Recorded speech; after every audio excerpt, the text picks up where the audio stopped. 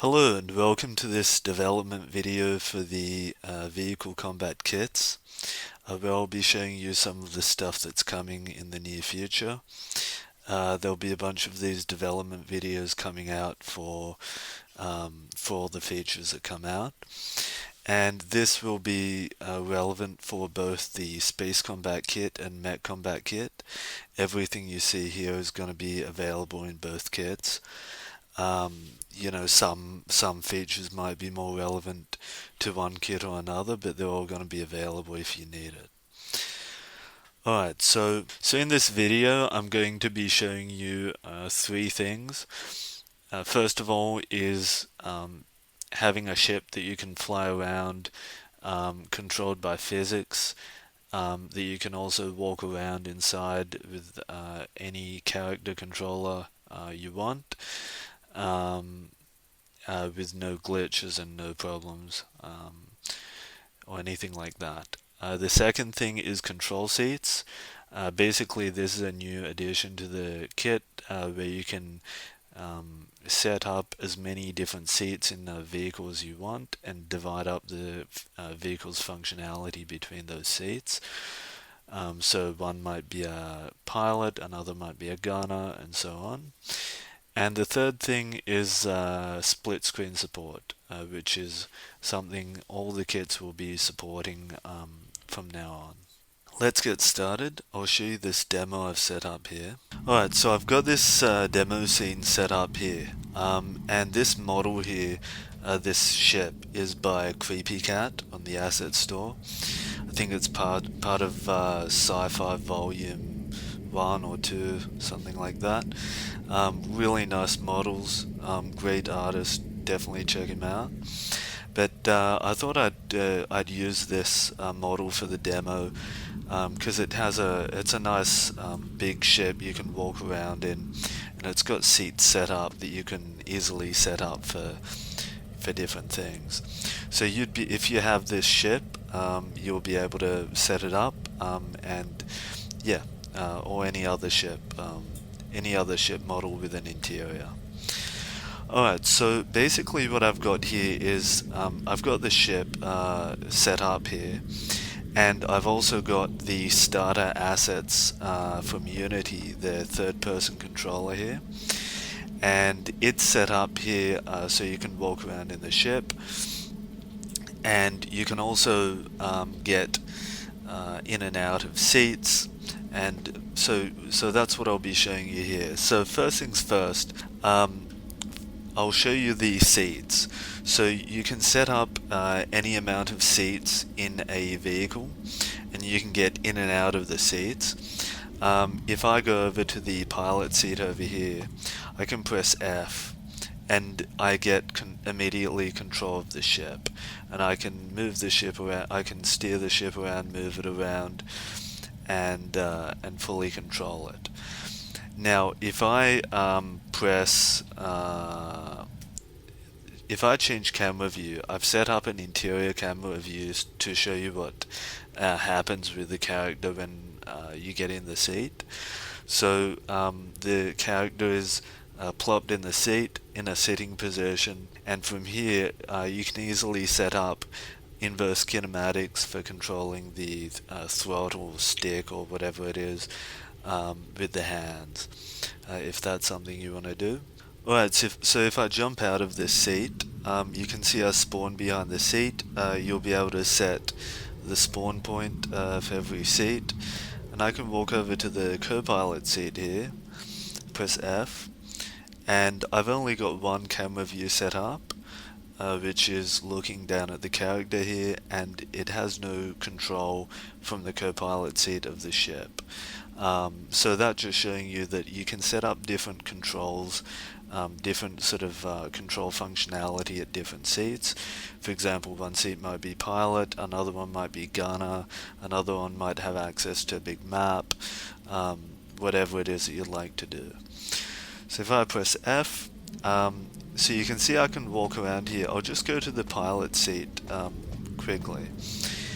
Now, if I start rolling the ship, I can jump out here, and you can see that the world is rolling around, the lighting is all correct, and I can walk around and fully control the character um, as normal with no issues whatsoever.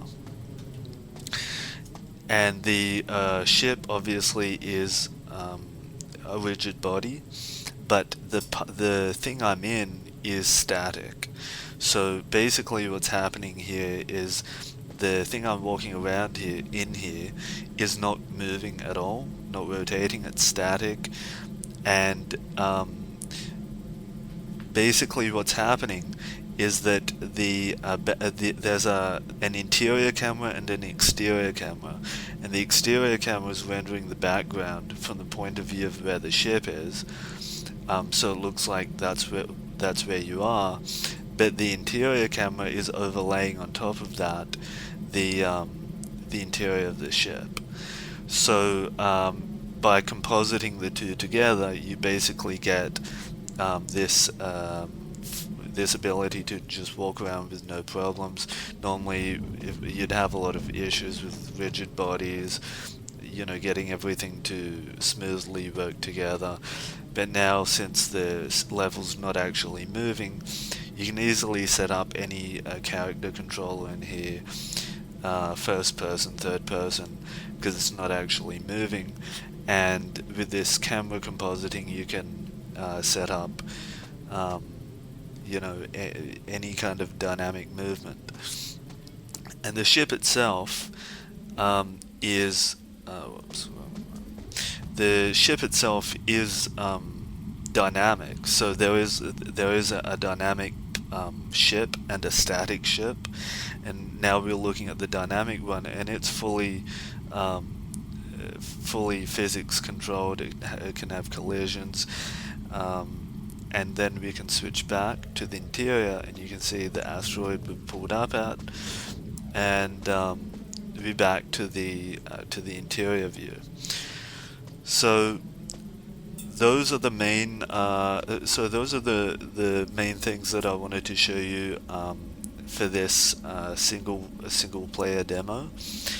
I'll just show you quickly how it's set up in the scene. So I'm not going to go into too much detail right now on the sort of system of camera compositing that goes on to allow you to walk around in the static model but have it appear like it's dynamic.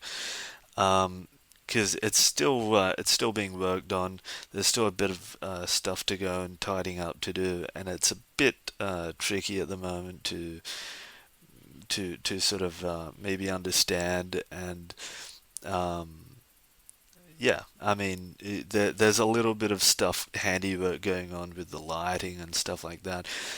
I will say a few things about it. The main issue with this system is lighting.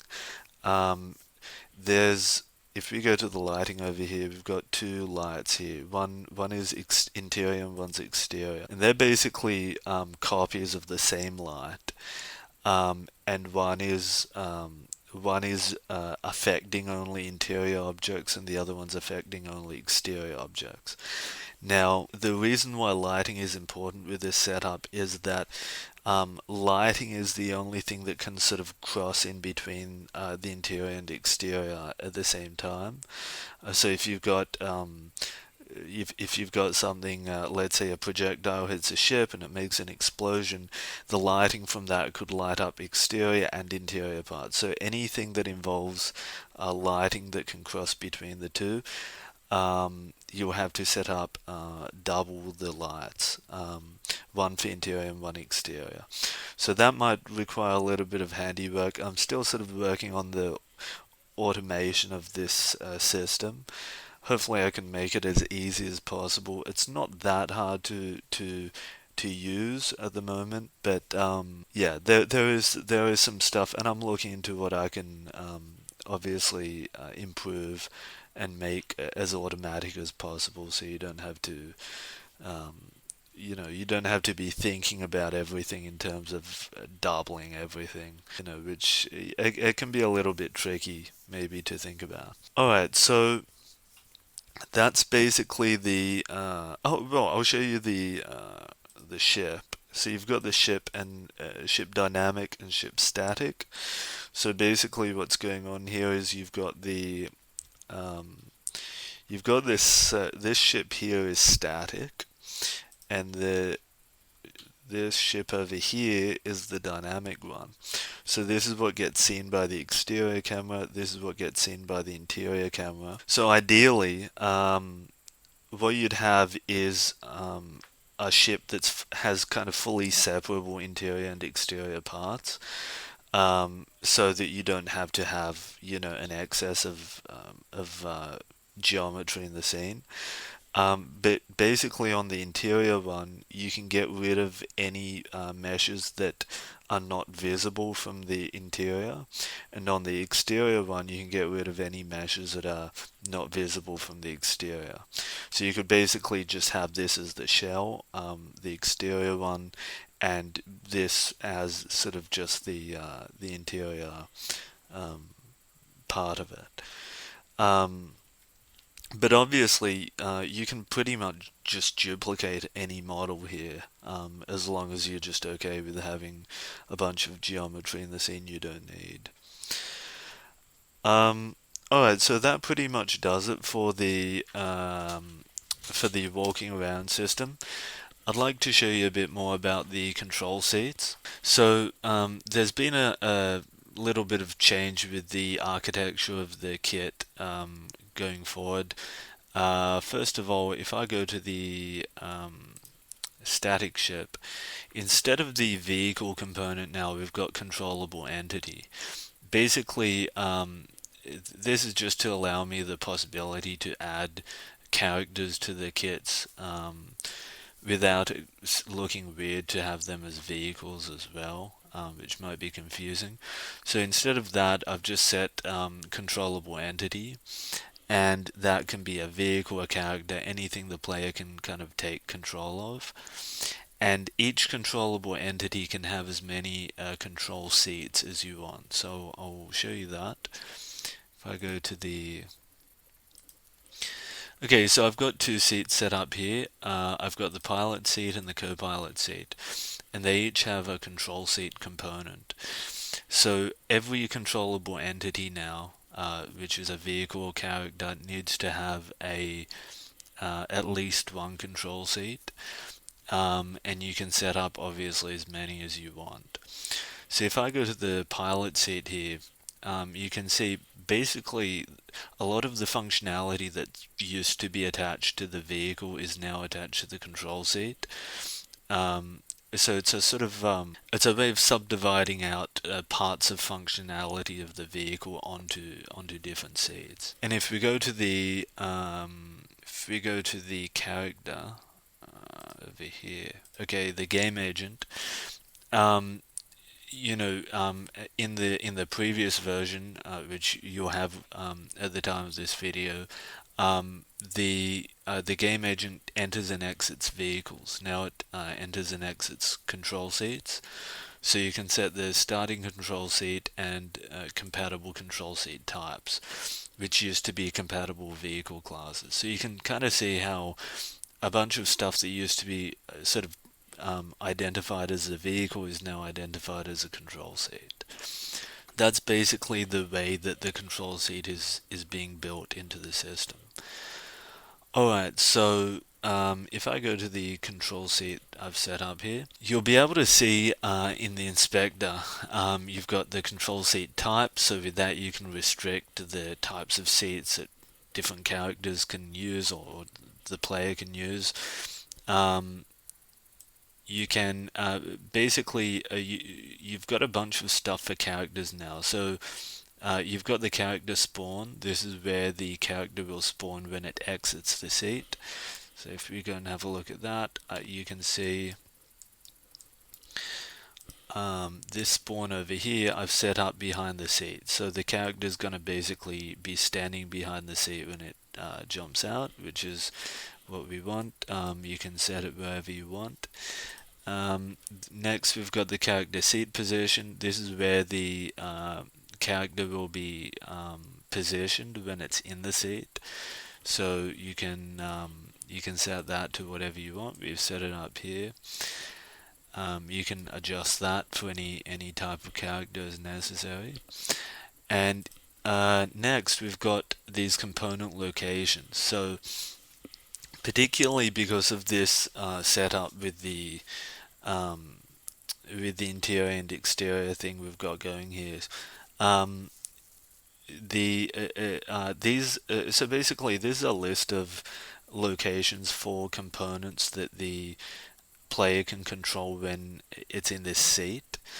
So basically what happens is when the player gets into the control seat, it looks on all the components you add to this list for all of the components that the input can control. So let's say we've got the player, we've got ship input that needs access to our vehicle engines 3D, which is the spaceship engine controls. And if we go to the pilot seat, you can see component locations. We've set it to ship dynamic, which is the one that has the engine component.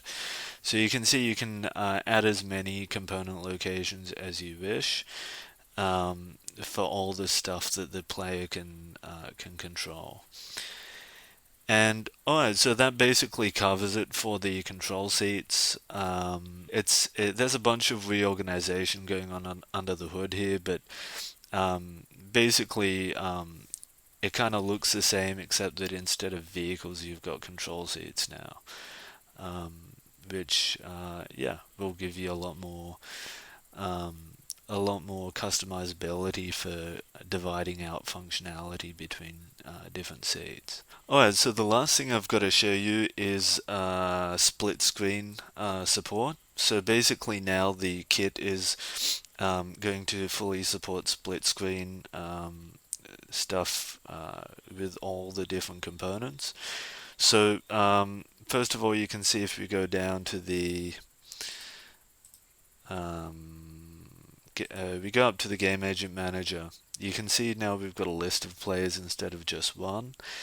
And if we go, for example, to the vehicle camera, you'll be able to see that it can link to the player and it's got a player index here. So that's basically the index of the player in the list on the Game Agent Manager. And all the stuff that need to link to the player is going to have an index that you can set, which by default will be 0 for the default player. So it should still be automatic set up for one player, but you can add another player if you need.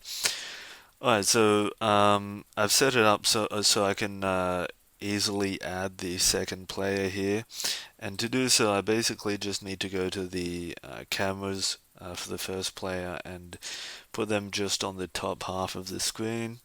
So change the viewport rect over here for both of these cameras. Alright, so now I've got the split screen set up here with two different players. What I've done is for this demo I've set up player 1 on the mouse and keyboard and player 2 on the gamepad. So let's run this scene and see what happens. Okay, so I've got the first character here, and you can see them from the perspective of the second character. And yeah, basically you've got full split screen support here. I can now go over to the pilot seat, press F to jump in, and now I've got control of the ship from the first player. If I jump down to the gamepad here and start controlling the second player, you can see the pilot there sitting in the seat, and this co-pilot can jump in the other seat, and now they're both sitting in the seats, and so the pilot, now I'm going back to the mouse and keyboard, can control the ship, fly around, do whatever. and they can be flying around, and the other player can be doing whatever in the background, going and checking the cargo or ship systems or fighting off intruders, whatever it is you want.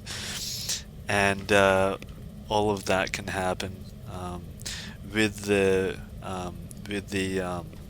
full capability to move the ship around and walk around inside it with both players.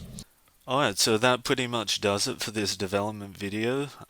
This is just the beginning of what's being added to the kit, to all the kits. Basically, you know, there's a bunch of different systems in the kit. This is sort of the update, what's being added to the core vehicle framework. But to all the different parts of the kit, you know, the weapons, the radar, the health, all this sort of stuff. What I'm going to be trying to do is adding at least kind of one substantial update to each part of the kit, and a bunch of new stuff as well. For each of the two kits, the Space Combat Kit and Mech Combat Kit. Um, yeah, as I work on those, I'll be adding more development videos, and you'll be able to see what's going on. Make comments, give feedback, which always helps me find, figure out what I need to focus on, because these kits are for you to make the games you want to make. So as I build this new version of the kits, now's the time to start telling me all the stuff you need, so that I can make those breaking changes for this completely new version. Alright, thanks for watching, and I'll see you in the next development video.